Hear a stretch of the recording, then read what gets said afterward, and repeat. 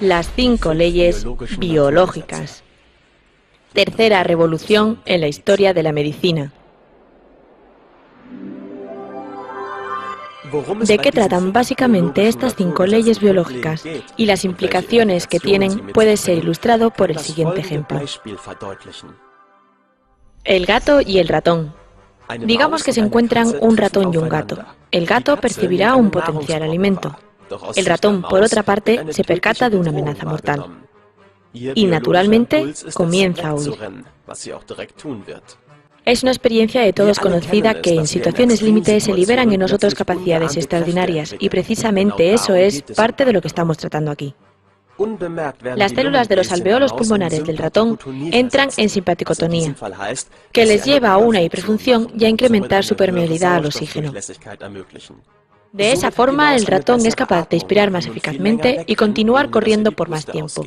Después de correr durante un par de minutos y encontrar un refugio seguro, el ratón comenzará a continuación a jadear para recuperar el aliento otros 2 minutos. Decimos ahora que está en estado vagotónico o parasimpaticotónico. Una situación equivalente en la vida humana sería recibir del médico un diagnóstico fatal o muy peligroso de cáncer, situación que evaluaríamos de forma similar a la del ratón. A nivel biológico, este diagnóstico amenazador sería interpretado como el gato del cual queremos escapar. Pero a diferencia del ratón, no podemos huir del diagnóstico en un sentido literal, al contrario de lo previsto por nuestra biología. El miedo a la muerte se perpetúa. El paciente es incapaz de dormir, no tiene apetito y no descansa, pues en él está activo un programa biológico que le impulsa a escapar de una amenaza mortal. Si comparamos la duración de esta situación con la del ratón, hay una gran diferencia en la duración. Para el ratón solo hay 2 opciones, escapará o será devorado, pero bajo ninguna circunstancia continuará corriendo continuamente durante semanas o meses. En un ambiente natural, el miedo intenso a la muerte no puede persistir por un periodo tan largo. En el caso del hombre, puesto que las células han estado trabajando a su máxima capacidad durante semanas, comienzan incluso a proliferar para poder aumentar su capacidad. Con esta sobrepoblación celular puede absorberse más oxígeno aún en menos tiempo. Si nuestro paciente visitara ahora de nuevo al médico, éste hallaría los llamados tumores malignos de pulmón y concluiría que representan una metástasis del cáncer primario. Sin embargo, se trata de un programa independiente por sí mismo, activado por aquel miedo a morir. Esa proliferación celular nunca fue maligna o carente de sentido, sino que biológicamente ayudaba a la criatura a obtener energía para huir. Pero asumamos que nuestro paciente es tranquilizado por el médico, que le da un buen pronóstico. Desde ese momento sentirá por fin alivio y podrá comenzar a descansar y recuperarse. Ha escapado con éxito de la amenaza. Dado que habían crecido células extra durante semanas, debe suceder algo más. Ese excedente ahora innecesario de células será descompuesto por medio de la tuberculosis y el expectorado. El paciente expulsará en la tos sangre coagulada.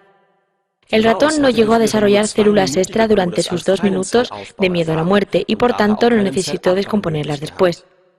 Sin embargo, nuestro paciente humano comienza a preocuparse y de nuevo visita a su médico, quien le diagnostica una tuberculosis pulmonar, cuando esto no es más que un síntoma de la resolución del conflicto de miedo a la muerte, el cual, aun con su incomodidad, representa un proceso biológico cuya duración está predeterminada y será apenas igual de larga como el tiempo que el paciente estuvo preso de su miedo a la muerte. De todos modos, la descomposición del excedente de células solo podrá llevarse a cabo si el organismo porta los microbios adecuados, bacilo de Koch. En su ausencia, por ejemplo, por haber sido eliminados médicamente, el tumor se encapsula y permanece en su lugar, sin suponer ninguna amenaza directa. Las micobacterias de la tuberculosis, siempre tenidas por malignas, no son realmente más que recolectoras de desechos, valiosos ayudantes para nuestra convalecencia. En efecto, hubo una elevada tasa de tuberculosis pulmonar en la Alemania de posguerra, dado que mucha gente había al fin resuelto su conflicto de miedo a la muerte. Biológicamente, habían logrado escapar del gato. Ni en un solo caso se trató de una infección.